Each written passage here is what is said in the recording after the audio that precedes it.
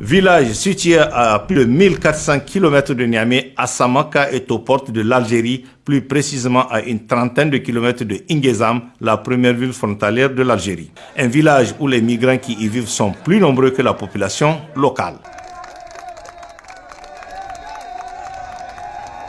Un village qui accueille des milliers et des milliers de migrants qui sont refoulés d'Algérie. Des migrants subsahariens pour la plupart, dont on peut citer des Nigérians, des Ivoiriens, des Sénégalais et des Béninois. Bref, tous les ressortissants presque de l'Afrique de l'Ouest et même de l'Afrique centrale qui quittent souvent leur pays pour transiter par le Niger et destination l'Algérie où ils s'installent avant de trouver d'autres pays d'accueil. À Asamaka, où ils résident quelque temps avant de franchir la frontière algérienne au prix de 1001 sacrifices, ces migrants africains, selon des témoignages poignants et recueillis sur place, vivent un calvaire inimaginable en Algérie. Des témoignages assez troublants où l'on pense que ces migrants qui sont sous la protection du gouvernement algérien et même de certaines organisations en charge de l'accueil des migrants verront le bout de tunnel une fois en terre algérienne. Leur calvaire ne fait que commencer, comme en témoignent les propos de ces migrants que nous avons rencontrés à Asamaka et qui viennent juste d'arriver de l'Algérie il y a quelques heures.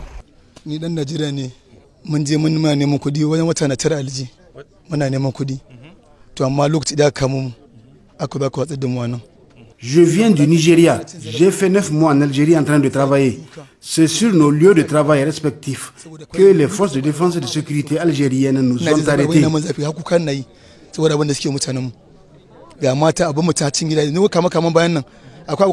On a été d'abord regroupés dans un camp avant d'être refoulés dans des conditions que vous ne pouvez même pas imaginer.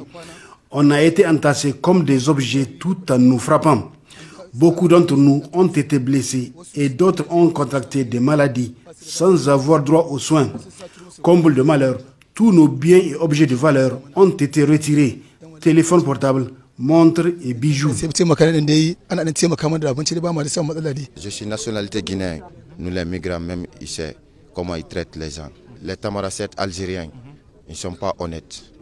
Parce que d'un Sindé, premier, dès aussi on arrive là-bas, on retire l'argent, on retire les téléphones, on retire tout, on laisse les personnes encore. Je suis sénégalais, j'ai 28 ans. C'est qui nous frappent, c'est qui prennent nos portables et tout. Voilà. Ce sont des Algériens?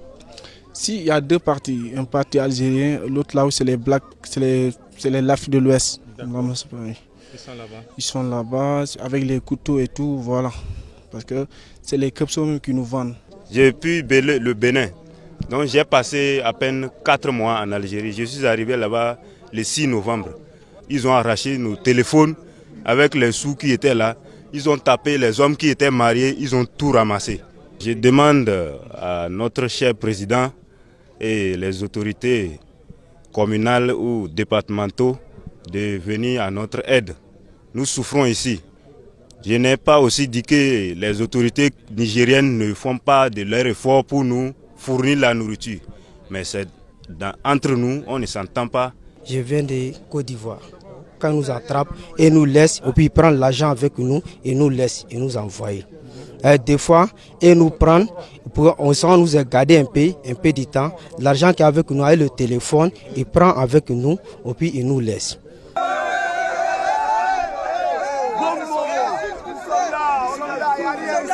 Au regard de ce drame qui se joue dans une partie du continent africain, le Niger se voit obligé de faire face à cette situation à son corps défendant en apportant une assistance précieuse aux migrants refoulés d'Algérie à travers les services de l'État basés à Asamaka. L'autre question est comment comprendre qu'en dépit de cette assistance fournie par notre pays pour venir en aide aux migrants refoulés d'Algérie, que certains pays membres de la CEDEAO, dont les ressortissants parfois plus nombreux, vivent l'enfer sur terre, s'évertuent à adopter un comportement inamical et indécent vis-à-vis du Niger.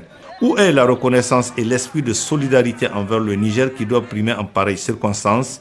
Ces migrants qui ont quitté leur pays, souvent pour des raisons politiques et économiques, et qui tombent dans une situation inhumaine, ne méritent-ils pas l'attention des dirigeants de leur pays qui, au lieu de prêter une oreille attentive à ce drame que vivent leurs concitoyens, préfèrent s'investir dans la déstabilisation de notre pays? Enfin, que dire du sens de l'intégration africaine prônée par les pères fondateurs de la CEDEAO il y a de cela une quarantaine d'années?